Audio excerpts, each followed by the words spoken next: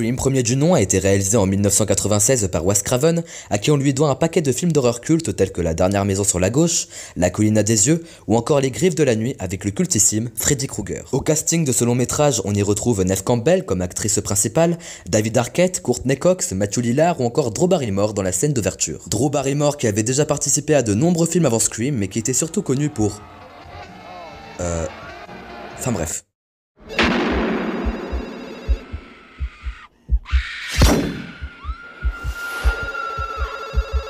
Woodsboro est une ville des États-Unis plutôt tranquille et isolée. Un soir, lorsqu'une lycéenne décide de regarder un film d'horreur toute seule chez elle, le téléphone sonne.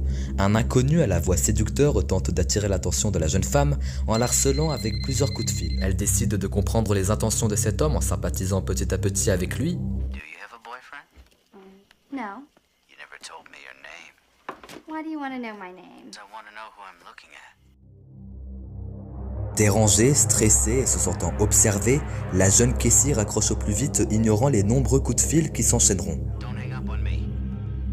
Erreur, car cet homme au téléphone est un voyeur meurtrier obsédé de films d'horreur, étant en fait chez elle depuis le début, tuant au passage elle et son petit ami, avant de s'attaquer à toute la ville et plus précisément un groupe de lycéens.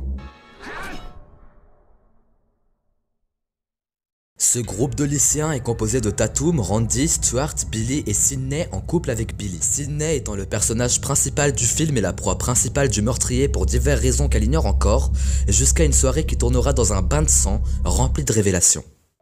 Your slut mother was fucking my father. And she's the reason my mom moved out and abandoned me.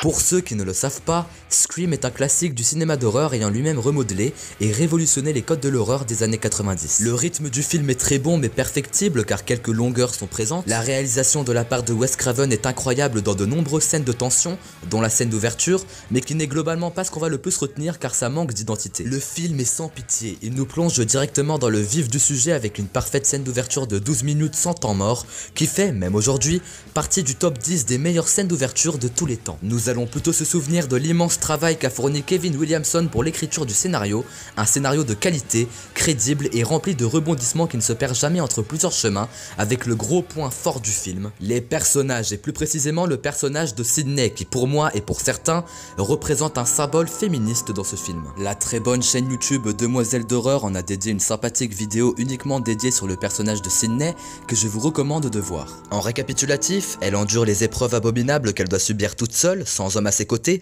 son père est parti en vacances la laissant toute seule, et son petit ami, bah c'est le tueur, elle a perdu sa virginité avec le tueur, et c'est elle qui tuera toute seule le tueur à la fin du film. En parlant du tueur, il n'y en a pas qu'un, il y en a deux, Billy et Stuart qui sont eux-mêmes des lycéens, et qui font eux-mêmes partie du groupe de Sidney. Billy veut se venger des parents de Sidney qui lui ont fait du tort en s'attaquant directement à Sidney. Un an avant les événements du film, la mère de Sidney s'est fait sauvagement assassiner, Sidney s'en est toujours pas remis, le tueur n'a toujours pas été retrouvé, à part un homme qui s'est fait accusé à tort, jusqu'à la scène finale où Billy nous explique qu'il est le tueur de la mère de Sidney, accompagné de Stuart. Stuart est simplement un blaireau, un gamin qui a vu trop de films d'horreur trop tôt dans sa vie, suivant inconsciemment les motivations de son pote. Tous les deux s'inspirent des plus grands classiques du cinéma horrifique pour tuer ses victimes.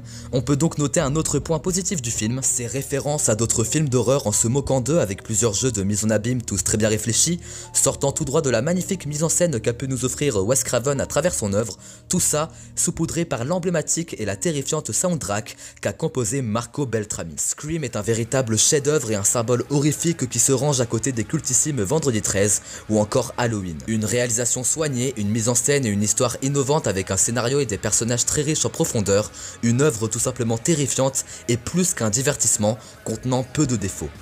Et vous, quel est votre film d'horreur préféré ?